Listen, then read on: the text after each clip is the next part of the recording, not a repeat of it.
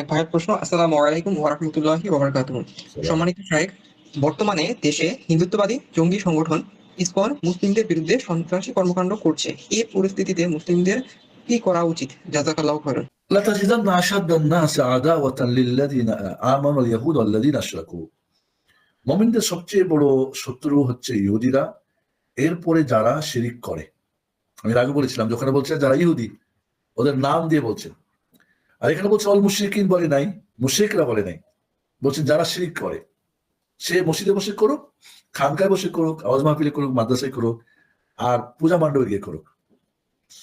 তো নিঃসন্দেহে আমাদের বড় শত্রুর মধ্যে হিন্দু যারা মুশরিক শিরিক করে, যারা শিরিকের একেবারে চূড়ান্ত আখড়ার শিরিক ছাড়াদের মধ্যে তাওহীদের লেশ মাত্র কিছু নেই, তো তারা আমাদের শত্রু হবে না তো হবে কারা? কাজেই এখানে দেশীয় ষড়যন্ত্র, বাইরের ষড়যন্ত্র, প্রতিবেশীদের ষড়যন্ত্র জড়িত রয়েছে, এবং এদেরকে লালন পালন করে রেখেছে যারা, তাদেরকে আমরা চিনি। যারা এদেরকে শক্তিশালী করেছে, এদেরকে সুযোগ দিয়েছে, তাদেরকে আমরা জানি। সব মিলে বর্তমান সরকারকে অস্থিতিশীল করার জন্য, ফিতনা করার জন্য বিভিন্নভাবেই পায়তারা চলছে, দেশে বসে বিদেশে বসে। তো আমরা নিজেরা কোনো আইন হাতে উঠিয়ে নিব না, আমরা সরকারকে সাহায্য করব। সরকারের যে সমস্ত ডিসিশন হবে সেগুলিকে আমরা মানব।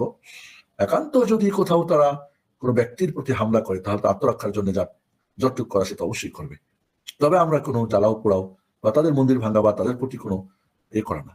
অবশ্যই একটা দেশ আছে, সেখানে আমরা শান্তির সাথে অবশ্যই তাদের প্রতি আমরা বদদোয়া করতে পারি, প্রতি নাজরা করতে পারি, তাদের জন্য, তাদের হেদায়েতের জন্য দোয়া করতে পারি, হেদায়েত হলে তারও ভালো। এবং তাদের ষড়যন্ত্র থেকে আমরা সজাগ থাকবো। কারণ শুনেছি মসজিদে হামলা করেছে, বা আইনজীবীকে মেরে ফেলেছে, বা তারা হট্টগোল করছে কেন? এই 2-4টা মানুষ কিভাবে সাহস পায় আমাদের জনগণের বিপক্ষে দাঁড়াতে, এত শক্ত করে কথা বলতে? এবং তারা কোর্টে গিয়ে, সেখানে গিয়ে তারা ব্যারিকেড 2 ঘন্টা ঘিরে রাখে ভ্যান পিকআপকে, তাকে বের করে দিতে দিবে না। এটা কিভাবে সাহস পায়? কে কে সাহস দিচ্ছে? কে কে মদত দিচ্ছে? এত সাহস করতে? কারণ এই ধরনের একটা ফিতনা করে পৃথিবীকে দেখাতে চাচ্ছে, এবং 5 আগস্টের পর থেকে এই পর্যন্ত অনেক তারা চেষ্টা করেছে, এখন পর্যন্ত সফল হয় না, এখনো সফল হবে না ইনশাআল্লাহ। আল্লাহ নাজালুকা ফি নুহুরিহি ওয়া নাউযুকা মিন শুরুরিহি আল্লাহুম্মা ফিল মাশিদ আল্লাহু নাউযুকা মিন ফিতান মা যাহারা মিনাল বাতান। আমরা সরকারের সাথে থাকবো। আমরা দেশকে রক্ষা করার জন্য আমাদের আমাদের আজকে ইন্ডিয়াতে আবার নতুন করে আরেকটা মসজিদ, এখানে নাকি রামের বা ছিল ওদের, কি বলে, ওদের মন্দির ছিল ইত্যাদি, বাবরি মসজিদের পর আবার শুরু করছে। এটাই করবে, এটাই স্বাভাবিক।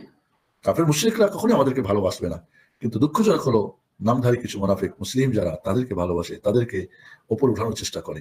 রব্বুল আলামিন তাদের ফিতনা থেকে আমাদের দেশকে জাতিকে হেফাজত করুন, আমরা দোয়া করব, এবং সার্বিকভাবে আমরা সরকারকে সহযোগিতা করব। কোথাও যদি তারা এই ধরনের কোনো অ্যাকশন নিতে চায়, সেখানে আমরা সে এলাকায় আমরা সজাগ থাকবো।